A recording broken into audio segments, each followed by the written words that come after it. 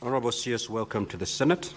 Now you're here to respond to question number 086 by the Senator from Murang'a County and also question number 091 by the Senator from Marsabit. We will proceed with question number 086. Honorable Senator from Murang'a, kindly ask your question. Thank you, Honorable Speaker. These are my questions, or my question to the Honorable CS. One, could the Cabinet Secretary explain why dumping of waste has been allowed to continue at an illegal site located at Mukara Junction, Muguru Ward in Kangema, Murang'a County, a site originally excavated by Lee Construction Limited during the construction of the Kiangunyi, Kefango, Mukarara Road in 2018. B, what immediate measures has the ministry put in place to address illegal dumping, particularly at sites obstructing public infrastructure, as the one near the county slaughterhouse and Tambaya village in Kangema, Murang'a County? And C, what long-term waste management and monitoring strategies does the ministry have to prevent environmental degradation and public health risks in residential areas across the country? I thank you, Honorable Speaker. Honorable CS, you may now respond. Thank you, Honorable Speaker, and honorable members for according us time to give answers to the concern. I would like to respond as follows. The solid waste disposal site at the Mukarara Junction in Kangema town is a county government of Murang'a's designated dump site for the solid waste generated from the town. Before the site was designated as a solid waste disposal site, it was an abandoned road construction material borrow pit. Designation of sites for solid waste disposal in the country is done by county governments. It is guided by the understanding that counties have no proper solid waste management facilities like landfills and material recovery facilities. The designated sites are required to start managing waste under agreed minimum requirements. The site is currently established, recognized, operated, and managed by the county government of Murang'a through the Department of Environment of the county government. It lies in a large public land estimated to be 200 acres. The management of the site, however, does not meet the expected standards. For example, there are no control measures to prevent dumping and spread of waste outside the disposal site. The site is not fenced or manned by county government officials. There is dumping of waste along the access road since the roads inside the site are not motorable because they are not maintained. The waste is not spread, not covered, nor compacted. There are no measures put in place to mitigate against fires or breeding of rodents and other nuisances. There is no environmental impact assessment for the site, no annual environmental audits. An inspection of the site was done by environmental inspectors from the National Environment Management Authority, and an improvement notice issued to the county government of Murang'a to improve on the management of the site. For question B, Honorable Speaker, the ministry, through the National Environment Management Authority, has issued several advisories to all the county governments and the Council of Governors on sustainable waste management. Some of the advisories July 2024, where NEMA wrote to the county governors through COG advising counties to remove all wastes in undesignated sites and submit a zonation plan for waste collection and disposal areas. This is Annex 4, Management of Illegal Dump Sites. A reminder on the same was done on 30th August 2024, Annex 5, Reminder on Illegal Dump Sites. On 19th July 2024, a letter was sent to all county secretaries requesting them to ensure all waste is segregated, collected, and transported to designated waste handling facilities, Annex 6, advisory to the county governments. Specifically, the advisory requires the county governments to, number one, collect, handle, and transport waste and deliver it to facilities that are licensed and designated as per Section 7 of Environmental Management and Coordination, Waste Management Regulations of 2024, to establish waste management infrastructure to promote source segregation, collection, reuse, and set up material recovery facilities as per Section 9 of the Sustainable Waste Management Act 2022, waste transportation trucks not to carry mixed waste, reorganize existing dump sites to ensure there are separate reception areas for organic, general waste, residual waste from material recovery facilities, and landfill for unrecoverable waste. The reorganization will assist in reducing waste contamination and will enable recovery of valuables from waste. A reminder letter to all county governments was done on 18th June 2025, asking them to report to NEMA on progress made in reorganization of current dump sites to receive waste as per National Color Code. That is Annex 7, reminder letter on waste segregation. A public notice and letter to all waste transporters was done on 18th June 2025, requiring them to adhere to the National Waste Color Code and not to transport mixed waste. That is Annex 8, letter to transporters on waste segregation. On question C, Honorable Speaker, the ministry has put in place a number of waste management and monitoring strategies to prevent degradation and public health risks in residential areas. These include the following: licensing of facilities and waste transporters, where NEMA licensed waste transporters as well as waste treatment and disposal facilities as per Environmental Management and Coordination Waste Management Regulations of 2024. The issued licenses have conditions used to monitor the status of licensed facilities and transportation vehicles in order to maintain the set standards.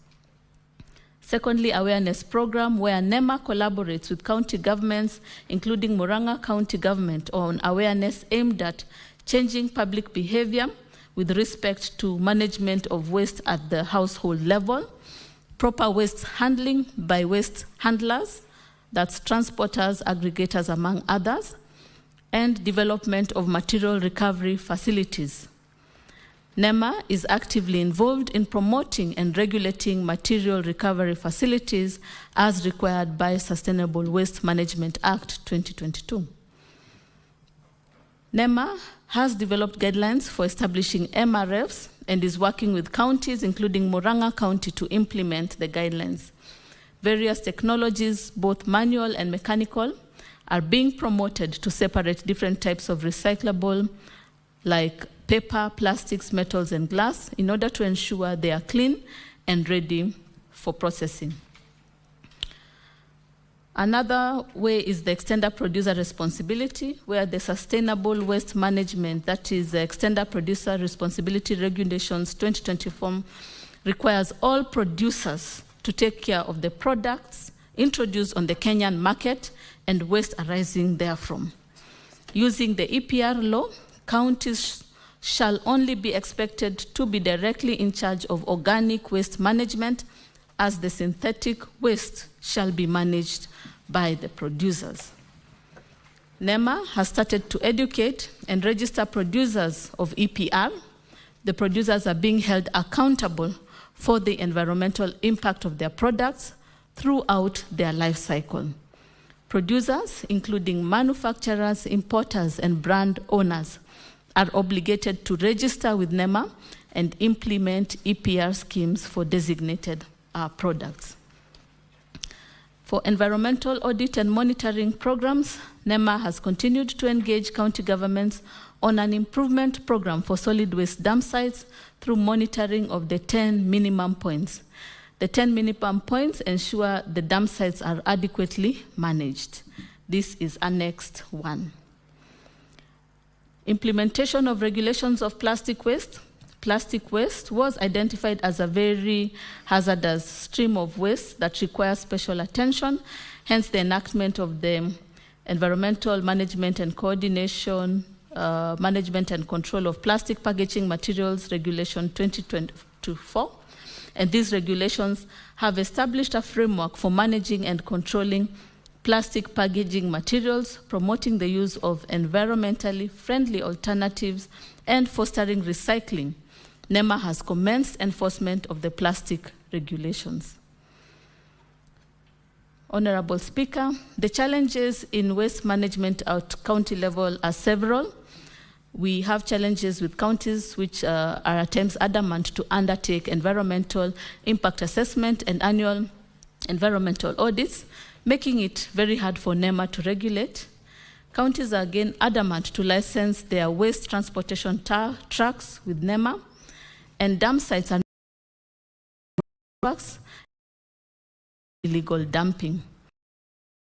Slow to embrace waste segregation at source and enforce, and there's lack of appropriate waste management infrastructure, such as material recovery facilities, recyclers, incinerators, and landfills. I submit, Honorable Speaker. Madam CS, I will allow honorable members who have got supplementary questions to ask, and Senator Cherargei is not in. Senator Esther Kinyuri. Honorable Speaker, it's my question. You have not asked for me to. Senator Nyutu, you will have your moment to do so. I appreciate that this is your question, and I am in the process of highlighting the members who have made requests to ask supplementary questions. And I was confirming that Esther Ekinyuri, just take your seat, Senator. You've got Catherine Muma, right? Senator Tabitha, Senator Kajwang, and lastly, Senator Beatrice Akinyi, in that particular order. Before then I allow Senator Esther Kinyuri, I will ask the questioner, Senator Nyutu, to ask you 2 supplementary questions. Then I will go to Senator Esther Okinyuri. Thank you, Honorable Speaker. I just need to seek clarification, further clarification from the CS, because from her response, one of the solutions that I have for monitoring of environment and waste management is through licensing. But this is done, I believe, on an annual basis. So what do we do in the interim, Honorable CS, through the Speaker? Because when things start going wrong, and we only confirm at the time we are issuing the license for the following year, then in between there could be challenges. Honorable Speaker, the other issue I have with the response by the CS is, I know, of course, I've gone through the response and seen that NEMA wrote to the County Secretary, Murang'a County Government, regarding this matter. But Mr. Speaker, what happens if compliance is not achieved according to the response, according to to section 143 of EMCA, that whoever does not comply then is liable to a fine, let me not go to the details, to a fine or imprisonment. So in the interim, if the County Secretary does not comply, what happens to the residents of Kangema, because they are exposed to health risks, other than the imprisonment and fine that may be liable to the County Secretary? What happens then to the residents? Thank you, Mr. Speaker. Madam CS, before you respond to that, I'll allow one senator again, Senator Esther Kinyuri, so that you cumulatively respond to the 2 questions. Senator Cherargei, I'd called you out. You are out of the chamber. Senator Esther Okinyuri. Thank you, Mr. Speaker. Mine is a further clarification on how deliberate the ministry is to tackle the issue of residential waste management, because the other time I was watching a clip on TikTok more serious to residents in who are just dumping it right, Mr. Speaker. What can the ministry do deliberately so that it's not just on the part of county governments, but also on the part of the households in those residential areas? Because her responses are quite critical, but not in action, because I've cited the case of a pipeline estate, Mr. Speaker. Thank you. Honorable CS, you may respond to those 3 supplementary questions, then we will progress to the others.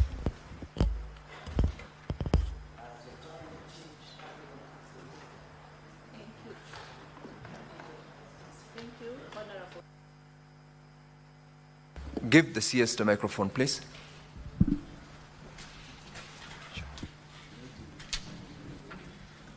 For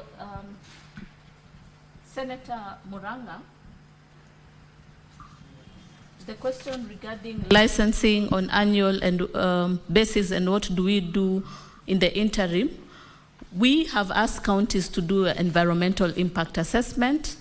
And in the absence of environmental impact assessment, we also, again, issue improvement plans to the counties. As you are well aware, waste management is a devolved function. And so we can only issue the improvement notices and await the impact assessment to see how we can move forward. And for non-compliance, we continue to engage the counties. But as I have said earlier on, we've had multiple interventions. One of them that has recently come in is the EPR, the Extended Producer Responsibility, which again will support us in ensuring that we have the polluter pays principle. This is again the answer to Senator Esther. So when we have the producer paying principle, then we can have resources, and after segregation, we will be ensuring that the recycling occurs, say for instance, the recycling of plastics, among others, and we can be able to improve waste management in that aspect. Additionally, through the EPR, what we intend to do is to support the waste pickers, in terms of creating green jobs or clean jobs, and with working together with the county government, we believe that implementation of extended producer responsibility will support in terms of human resource, who will again support in segregation of waste and ensuring that our environments are clean and we are not exposed to health risks. Senator Catherine Muma. Thank you, Honorable Speaker. Even as I ask the question, Honorable Speaker, allow me to welcome the CS environment to the Senate, but also to bring it to her attention that whereas waste management is a county function, the national government has the responsibility to develop policy, to develop standards, to actually provide technical support, and to ensure that the enforcement of the standards, national standards in this matter. So I am not particularly happy that everything is being thrown to counties, even though it's their responsibility. So what my question is, how active is the Intergovernmental Relations Committee for the environment sector, and what are the issues you've agreed with county governments, and what in particular are you working on, particularly for toxic waste like asbestos roofs? Thank you. Senator Tabitha Mutinda. Thank you, Speaker. Allow me also to take this opportunity to welcome the Minister for Environment, because the last time she was here, she was the Minister for Health. Welcome to Senate. Mr. Speaker, my question to the Minister is, in 2017, the government banned plastic in this country, both importation and local manufacturing. But still, as we speak, Madam Waziri, you realize that NEMA still gives exemptions, especially to the potting bags in this country that are still being manufactured. The reason we still continue having drainages blocking still is because of the illegal manufacturing of the polythene bags, because still NEMA allows for manufacturing of potting bags or seedling bags in the agricultural sector. What is your plan as a minister in regards to ensuring that Kenya now focuses on the alternative of the biodegradable potting bags in this country, so that we completely eradicate the production and importation of the raw materials for plastic bags in this country? If you continue giving these exemptions, then when will we have the maximum alternative of the plastic bags in this country? I submit, Mr. Speaker. Senator Moses Kajwang. Mr. Speaker, I also welcome the CS to the Senate, and I look forward to further collaboration with her in my other capacity as the chair of the Climate Caucus. Mr. Speaker, Parliament played its role by passing the Sustainable Waste Management Act in 2022. Under the Act, the CS was given certain responsibilities. The Act established a council. Mr. Speaker, I would like to find out from the CS whether this Waste Management Council has been established, whether it is working, and what it has been able to achieve. Under the Sustainable Waste Management Act, the CS was also required to bring regulations to the House and was also required to publish model laws for county governments. I want to find out from the CS which regulations have been brought to Parliament, whether the CS has published the model laws, and how many counties have been able to successfully implement or enact those laws. And finally, Mr. Speaker, waste is gold in certain jurisdictions.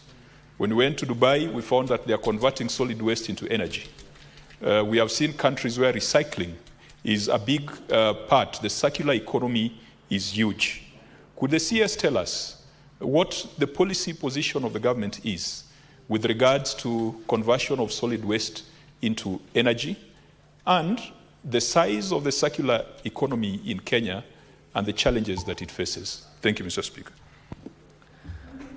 Senator Moses Kajwang, you noted that you asked more than 2 supplementary questions, and I let you do so intentionally by virtue of your position as the chairman of the Climate Caucus. Otherwise, ordinarily, the standing orders allows you to have only 1 supplementary question. Senator Samson Cherargei.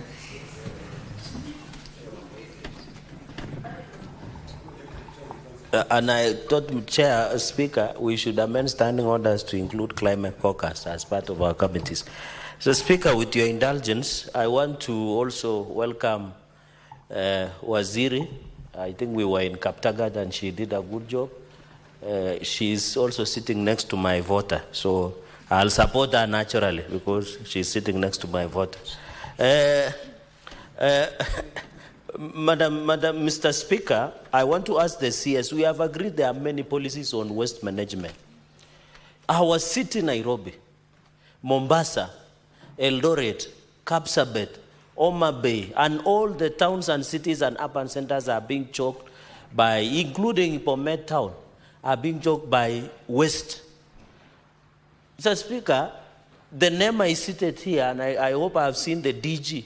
What are they doing about illegal dumping and solid waste management in this country? Because whenever you drive, Mr. Speaker, you see waste all over. In fact, Nairobi is the worst. I think the county government and governor of Nairobi have left the waste to be all over, Mr. Speaker. And even in terms of estate solid waste management, Mr. Speaker, you and me know that you pay for your waste to be taken from your house wherever you live. Of course, I know where you live, Speaker, but I will not say it for the record. But, Mr. Speaker, we have to pay. Yet we have all these policies, Mr. Speaker. What is the ministry doing in fighting against illegal dumping, in solid waste management, Mr. Speaker? Because this solid management, as the chair of climate action has said, it can be turned into gold. So can the CS give us a silver bullet on how to address this issue of illegal dumping and solid waste management, and possibly partner with other partners to ensure we can transform solid into something that we can use for the value of the economy? I thank you, Mr. Speaker. Senator Beatrice Akinyi. Thank you, Mr. Speaker, sir, and for accepting that my head of delegation was able to give more than one question, and I think I will ride on that privilege that he has had as his delegation. That is a Honorable Speaker, of the chairperson, Senator Honorable Speaker, Honorable Speaker, I want to start by welcoming the CS, Madam Deborah, who we have worked with before, and in the delegation I also see a former DG of NEMA, Ayub Aiman, I worked with, and an officer was very passionate about environmental issues then. I hope he still is. Madam Honorable Speaker, my question is that how often does the CS engage with the counties as intergovernmental forum, as was envisaged in the Constitution 2010? Honorable Speaker, I notice a number of these issues are also touching on counties. And if the CS was engaging the counties on this meeting, a number of them would be thrashed. Honorable Speaker, I also wanted to know from the CS if the county environment committees are in place, are working, because NEMA is a member of that. And how staffed are their decentralized offices at the counties?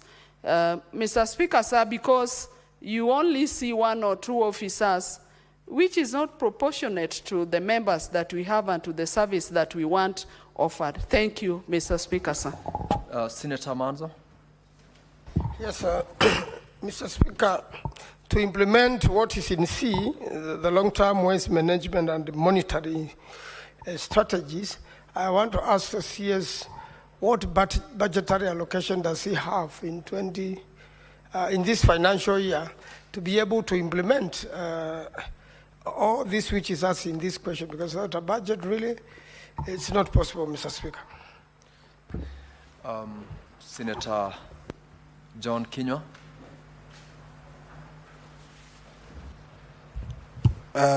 Thank you, Mr. Speaker.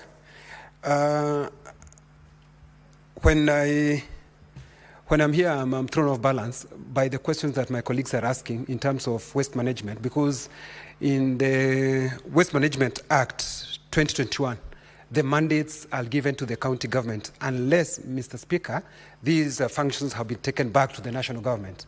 Thank you, Mr. Speaker. Did you ask a question to the CS? No. It's for the CS to tell me whether maybe these functions have been taken back to the national government. Very well, thank you. And lastly, Senator Onyonka. Thank you, Mr. Speaker. This matter is so weighty that I wish we had more time to interrogate it, but I believe that at some point we may have to.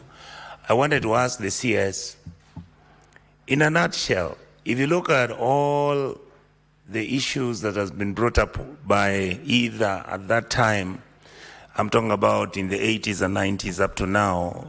At that time, the issue was with municipal councils. Then we had county councils. And then we've now come in where we have counties, and of course all these matters have been devolved, and I just want to come, Mr. Speaker, to the city of Nairobi. Why, Mr. Waziri, why are we not able, just as a people who are intelligent and reasonable, why are we not able to get a system which is self-sustaining, which is reasonably designed and made in such a manner like other countries do, so that we can manage our garbage? Isn't it, Waziri, because many of us in this house and elsewhere are the ones who are actually the ones collecting the garbage and making billions and billions out of it, instead of setting up basic infrastructure which is available? You even have donors. There are donors who want to give us some of this infrastructure so that we set it for free. And yet, every time an idea comes about how we are going to fix the issue of garbage in Nairobi, it dies somewhere. Same way, why are we not able to have... Kindly be specific in the question you want to ask the Honorable CS. Can the minister tell us whether the reason why Nairobi cannot collect its garbage and manage it is because of the corruption which is endemic in our government, in our county governments, and all the government departments which are involved in this? That's why we can't move. Honorable CS, you now may proceed to answer the questions from the various senators. Thank you, Honorable Speaker and honorable members. Yes, as a ministry, first of all, we've worked on the policy. We have strategies, we've had regulations that have been reviewed, which are really of international standards. But as you know, we at national level, it's all about policy.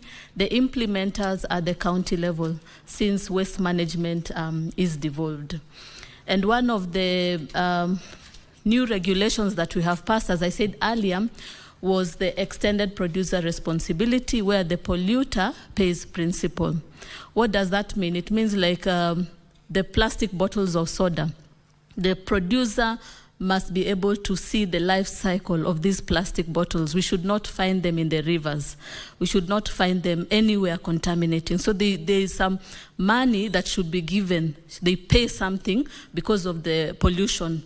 Now, these are the resources that we intend to use in order to improve waste management, and as Senator Onyonka has talked about, review the sustainability. I also want to inform the Chair of Climate that one of the things that we are also looking into is FLOCA, where we know that county governments are being given resources in order to implement FLOCA. One of the areas that they can also review is waste management. And so we'll be supporting them, guiding them in terms of establishing the material recovery facilities, and again ensuring that we are having circular economy implemented at county level. And so we've written advisories again to the counties, and we continue engaging with counties. Our meeting again is scheduled in the coming weeks, where we'll be meeting the governors to explain to them the EPR and see how we can implement. Again, one of the neglected and so-called vulnerable people are the waste pickers. And we are seeing how, again, we can incorporate them into these cooperatives so that we can ensure that there is sustainability, and we are empowering them and creating green jobs for Kenyans. So these are, again, deliberations we'll have at, with the governors. But for counties, we have the county directors routinely meeting. I believe there was a meeting 2 weeks ago where the NEMA team was able to meet them. And again, we continue supporting them even in matters of implementation. But yet again, they are the key implementers of waste management. Regarding the question of tackling residential waste management, as I had said earlier, it's really about convening the polluters. I think, you know, behavioral practices vary in communities. We cannot say, Honorable Esther, that we can tell everyone to change their behavior, but yet again, we can talk to the polluters. And yet again, we can capacitate human resources that can support us in training, whether it's at the school level, the community level, among others, in matters of waste segregation and matters of hygiene and reduction of health risks. And so those are, again, areas that we are looking into, engaging the polluters to see how they can support in improving the behavioral practices. But ultimately, it's about having the human resource capacity. When you're talking about sustainability, the human resource that are able to ensure that the environments are clean, and this is through resources which can be found in the EPR, FLOC, and also resources that have been given to county governments. So they should be able to allocate some of the money for waste management, for establishment of material recovery facilities, for having the human resource, and implementing the rest. So the other question was Senator Muma, who asked, I think we've answered that we have strategy, regulations, and enforcement, and we have intergovernmental relations are strengthened, and we have routine meetings. We sent a Gazette notice for asbestos, that is safe removal and safe disposal of asbestos in Kenya. But then we cognizant of the fiscal space, some have been able to do that, others, national government, counties, again, are unable. So we are engaging Treasury and to support us in allocation of resources that will support in implementation of this. Equally, we are engaging partners who can support one way or another. But step by step, we are looking into the safe removal and disposal of waste. And we, again, have come up with guidelines to support in implementation of the same, as well as the strategies. So the next question was regarding banning of plastics. And NEMA provides exemptions for essential uses of food packaging, but EPR, again, should deal with the authorized bags. That is the polluters. In the EPR regulations, you'll notice that we are enforcing that they need to look at the waste that is being produced in matters plastic and ensure that a waste management recycling of the same is done. We have developed a circular economy strategy of which we are really finalizing and implementing courtesy of partners as well as the African Union. And upon once it has been passed, now we'll be encouraging circular economy in Kenya. So recycling of plastics will again be addressed in that area. But for the potting bags, what we are encouraging is biodegradable bags that have been meeting the standards of the Kenya Bureau of Standards. So far, we are still reviewing which one would be best suited for our environment. And again, working with the KFS and the State Department of Forestry to ensure that we move to the biodegradable bags. So far, we've not had the one that meets optimum standard. And I think if you could give us time, then we can give a comprehensive report of the bags that we have had so far. But it's something that we have tasked the foresters as well as NEMA to support in the same. For the Waste Management Council, it is being established very soon. And again, regarding the laws, we have developed model laws for the counties. And again, they should be able to use those laws. For us is regulation and policies. The county is for implementation since waste management is devolved. So again, it's critical to note, Senator Moses, you talked about circular economy. For us, 60% of the waste that we produce is organic waste, of which some can be utilized for as fertilizer, and again, as a proportion can be used for methane production and also energy. So for waste to energy of this, the comprehensive, only 5% can be used for energy. Yeah, 5% of the waste. So conversion to energy is a limited amount. I think the focus should be mostly on fertilizers, because that incorporates 60%, and then around 30% is for plastics and recyclable materials, and only 5% is waste to energy. So based on the analysis that has been done in terms of the waste that has been produced in Kenya, then we are looking at the circular economy and what we can do in terms of recycling this waste based on that. So I think we've answered all the questions, and I highlight Senator Onyonka's question, self-sustainability. It is all about us looking in, and it's about us looking at what we have done is the extended producer responsibility, which we believe is a sustainable solution for Kenya. And for the county government, again, to address the other issues of corruption and cartel, even as we enforce, as NEMA, the implementation of waste management. Thank you. Honorable members, we have eaten 15 minutes into the next questions time, and therefore the responses that we've received from the Honorable CS, save for what the question by Senator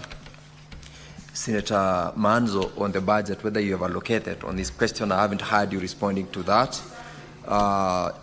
I will allow you, Senator Veronica. I had closed on questions and withdrawn all the same. I've noticed that you requested after I had closed on the question supplementary to the CS. On that one, Honorable CS, when you will be responding to the next question, please respond to the question as to whether you have got any budgetary allocation in the current financial year on the question by Senator Manzo. The next, Honorable members, we're going to is question 091, and Senator Mohamed Chute has authorized Senator Joe Nyutu to ask the question. I will proceed to allow Senator Joe Nyutu to proceed to ask question 091 on behalf of Senator Mohamed Chute. Thank you, Mr. Speaker. As we have rightly stated, I'm standing in for Senator Chute of Marsabit County.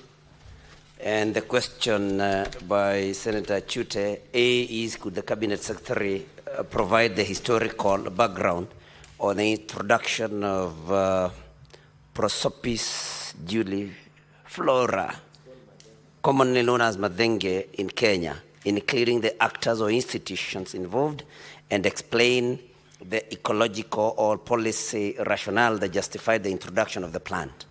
B, what is the current extent of Prosopis juliflora spread across the country, and could the Cabinet Secretary identify the most affected areas, particularly in Marsabit County, where the species reportedly covers approximately 40% of range lands? And C, what short and long-term interventions has the Ministry developed to contain or eradicate Prosopis juliflora, including projected timelines, budgetary allocations, and multi-agency or county-level plans aimed at the restoring affected rangelands, especially in light of its 2022 classification as a national security threat? And finally, Mr. Speaker, has the Ministry undertaken or reviewed any scientific assessments on the viability of Prosopis juliflora for alternative uses? And if so, what are the findings or outcomes of such initiatives, including any ongoing or planned community-based projects that align with ecological restoration? I thank you, Mr. Speaker. Honorable CS, you may proceed to answer question 091. Yes, Honorable Speaker, thank you. So maybe to answer the question on illegal dumping first, the letter done to all counties. There was a letter done to all counties in July 2024 and a reminder sent in December 2024 about the same, and counties are adamant. So we continue to engage them for implementation. Regarding the budget, yes, we have inadequate budget to support NEMA operations in matters monitoring, evaluation, and inspection of sites. Again, it's an area that we would want to advocate for to ensure that we are working on. So regarding the question on Prosopis juliflora, Honorable Speaker, the genus Prosopis belongs to the family Leguminosae, specifically the subfamily Mimosoidae. The genus has 4 genera and 44 species and several varieties, of which 40, including Prosopis pallida, are native to the American, mainly South American. In contrast, 1 is native to Africa, Prosopis africana, and 3 are native to Asia, Prosopis cineraria, Prosopis facta, and Prosopis coelziana. Honorable Speaker, Prosopis pallida was first introduced into Kenya in 1948 by the colonial government workers and planted in Taveta Township. It was a popular species and was widely planted in the larger Taveta County, then Taita Taveta District, and other parts of arid and semi-arid areas of Kenya, mostly in the 1960s to 1980s. The species is non-invasive and exhibits good stem. Senate Majority Leader, Senator Nyutu, Senator Cherargei, order please. Allow the CS to be heard in silence. Good stem forms and other growth characteristics, but slower growth rate. There is no clear documentation regarding the introduction of Prosopis juliflora into the country. It is suspected that it could have been due to taxonomic confusion with Prosopis pallida and Prosopis juliflora.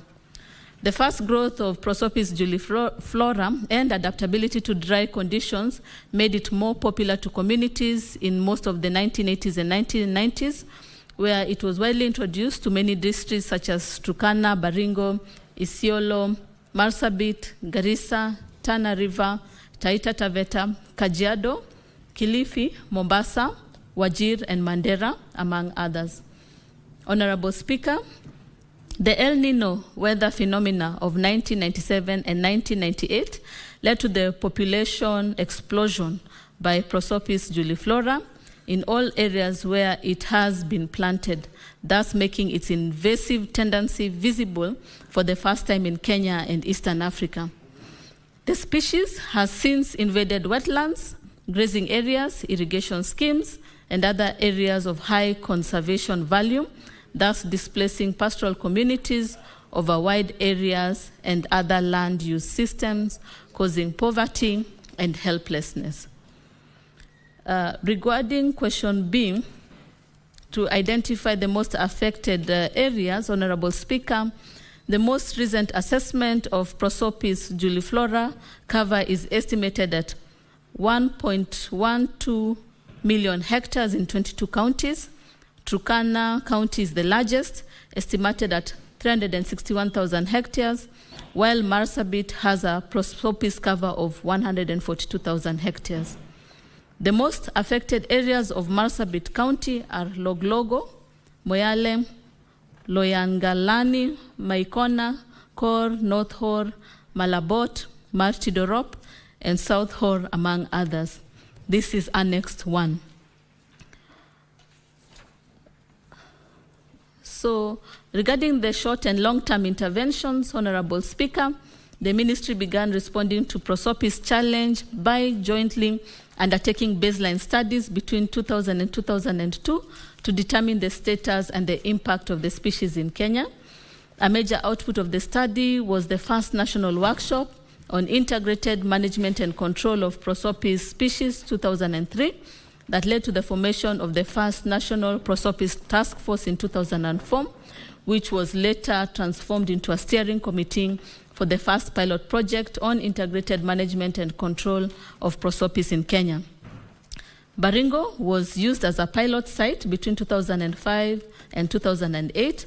Members were drawn from key government ministries, environment, agriculture, livestock, education, including universities, lands, and international agencies such as WWF, KABI, ICRAF, UNEP, UNDP, and FAO, and several NGOs and CBOs. Representatives of the 6 affected counties, then districts were also included, namely Baringo, Garissa, Mandera, Tana River, Turkana, and Taita Taveta. Honorable Speaker, the government is undertaking the following initiatives in the management of prosopis species. For short-term interventions in 1999 to 2001, we conducted a national survey to determine the status and impact of prosopis species on livelihood and environment. The first sensitization workshop at the national level on integrated management and control of prosopis species was held in October 2003, and followed by a second one in 2007 and a third one in 2015.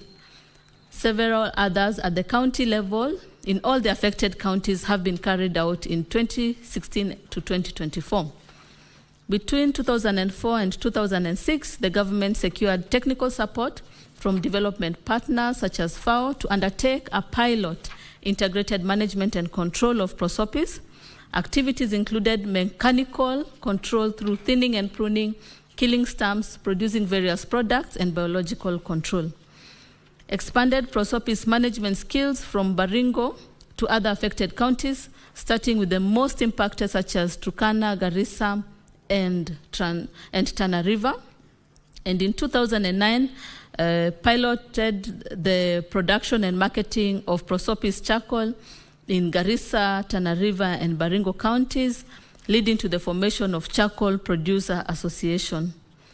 Again, the activities included facilitation of the formation of Charcoal Producer Association in affected counties to support sustainable production and trade in prosopis charcoal. Existing associations include Tana River, Baringo, Garissa, Kajiado, among others, annexed to. Strengthened prosopis spread, field days of East Africa Center, research, development, utilizing timber, human charcoal, wood production, charcoal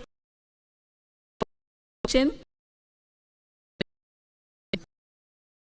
estimated annual value of 54 billion. In financial year 2024 to 2025, a draft prosopis through a series of workshops and meetings involving the larger stakeholders, including the Ministry of Finance, Ministry of Energy, Ministry of Devolution, Office of the Attorney General, and the Ministry of. It is now in the process by end of 6 climate change in 5 next 3 long-term interventions 24-25 a draft strategy and action 2035 series of workshops holder environment, Ministry of Agriculture, Ministry of Finance, Ministry of Office of Attorney General, Ministry of Interior, Center International, that is governors, and now in the by end of 25-26 by the Ministry of Environment in 2020. Honorable, also facilitating of his strategy, development of his spatial management plans in Baringo, Isiolo, Marsabit, and Tana River counties. The county prosopis management plan aims at confining the invasion from further spreading while clearing invasion around key community assets that are endangered by the invasions. These include grazing areas, irrigation schemes, roads, livestock, watering points, and areas of high conservation values. The cleared areas are restored using pasture seeds or grass, cropping where irrigation is possible, and growing multipurpose trees to prevent reinvasion of prosopis. The county prosopis management plans for other affected counties such as Turkana, Samburu, Garissa, Kilifi, Kajiado, Taita Taveta, Wajir, Mandera, among others, will be developed as soon as the national prosopis strategy is formally launched.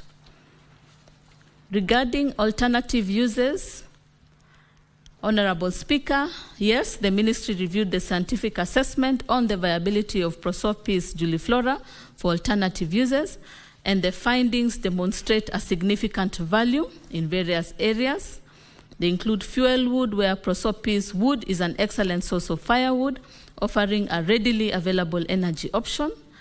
Charcoal, where prosopis charcoal has a high calorific value, ranging from 7.7 to 7.8 kilocalories, making it an efficient fuel source. The charcoal can also be processed into briquettes, providing a cleaner and more sustainable energy alternative. For commercial energy, the wood can be chipped and used for industrial steam, for electric power generation, and other heating needs. With the right technology, the species has potential for commercial exploitation for power generation. A prosopis-based power generation plant using gasification technology was established in Baringo County in 2015, but failed at the piloting stage due to the impurity of the gas produced, that is methane. The investor overlooked the technical guidance required to remove impurities associated with high levels of tannins and other chemicals in prosopis biomass.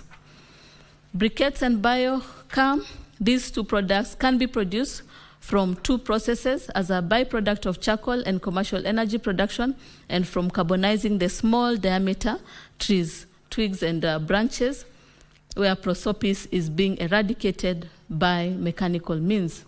The carbonized materials can be reconstituted into briquettes for fuel or used as biocam for soil conditioning and carbon storage.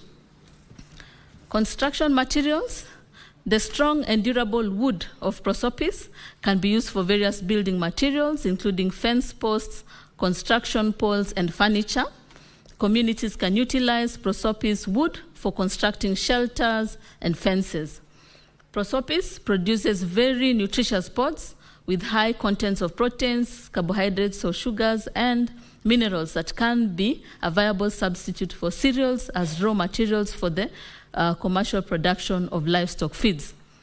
Prosopis pods are also edible by humans and do not have attributes.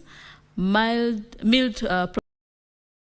can be mixed with wheat at a proportion of 1:3 and baked to produce cakes, mandazis, and chapatis. Prosopis trees are evergreen every year. Its flowers are honey produced is of high quality. However, the super high levels of sugar lead to frequent crystallization of honey, thus making it appear adulterated.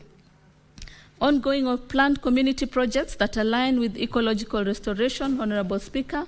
There is ongoing capacity development of registered charcoal producer association in management and sustainable utilization of prosopis tree biomass.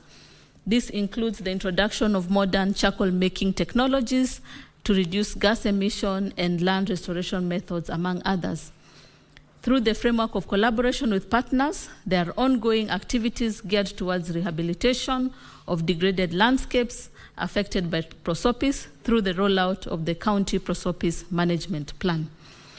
The National Landscape and the management of prosopis juliflora in some of the affected counties. These include the FLOCA and the KWASIP, that is Kenya Watershed Service Improvement Project, among others. Honorable Speaker, I submit. Asks given that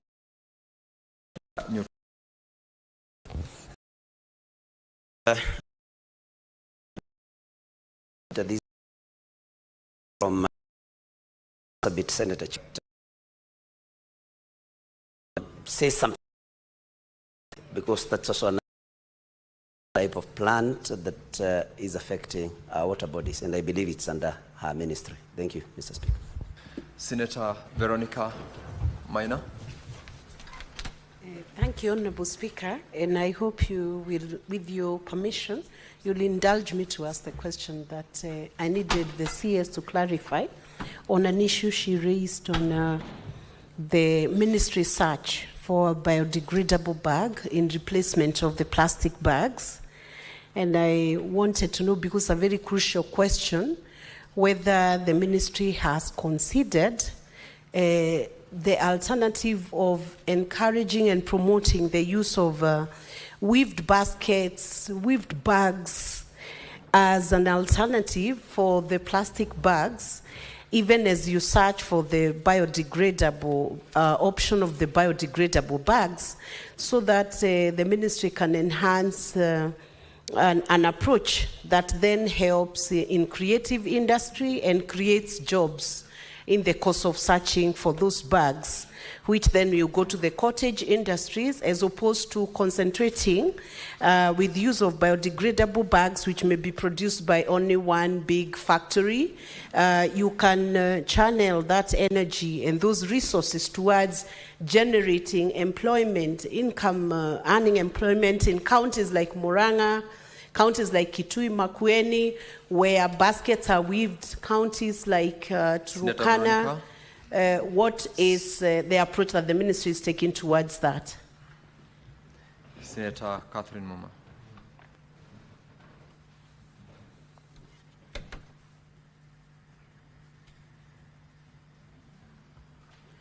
Thank you, Honourable Speaker. Honourable Speaker, I'll request you indulge me to ask two questions, since the supplementary questions did not come.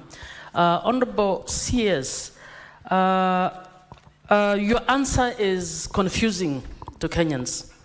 On the one hand, you say that there is a strategy on management and control of prosopis juliflora, the Madenge plant, and then on the other hand, you've given a litany of the value of this plant, suggesting it is a good plant.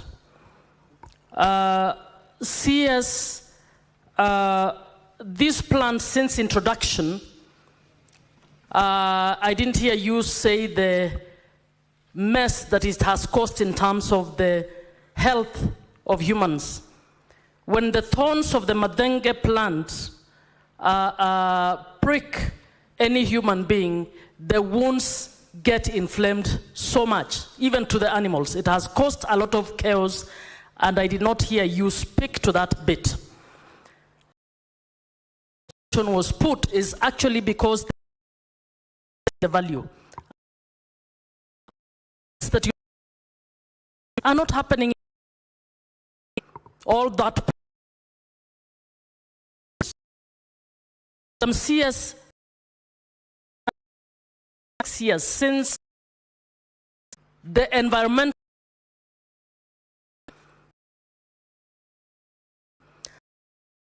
here impact is not, and if you're in a plan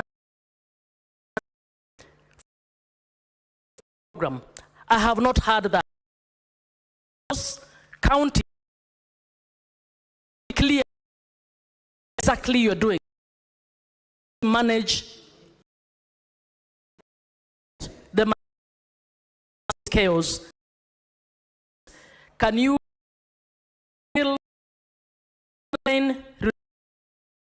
on is moved away? Mr. Speaker, whether the scientific, so what are they going to do to eliminate it?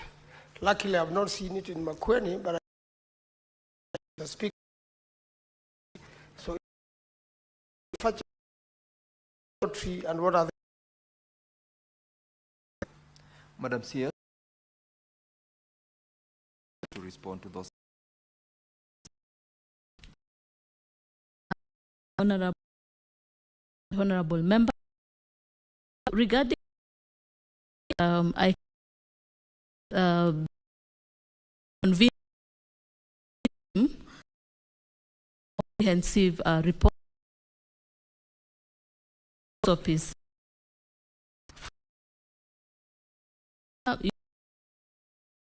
Biodegradable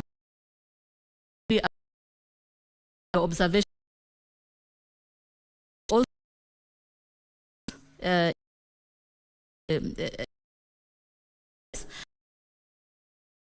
is ongoing to see which in terms of seedling that, and so we are welcome as and bags. Senator, yes, for first that to address desertification, the invasion rating and affect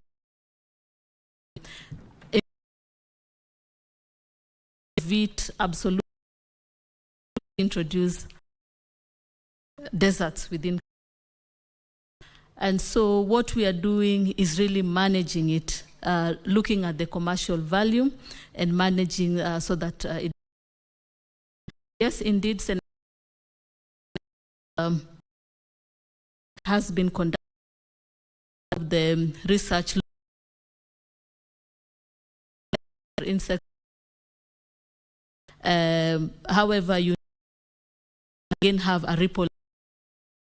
Need to be careful if management what managing the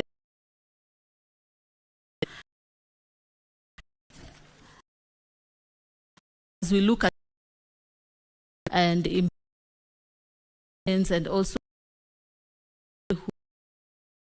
utilizing.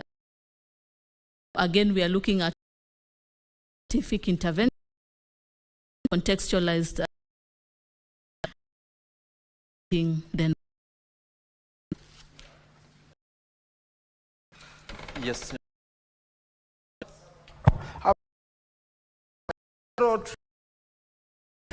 Manufactured. Yes. Senator Martin.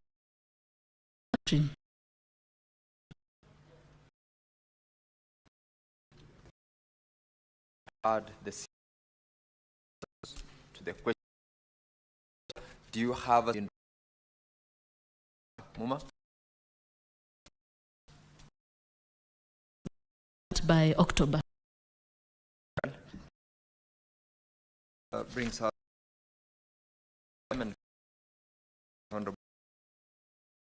091. Madam CS, the invite now discharged. We should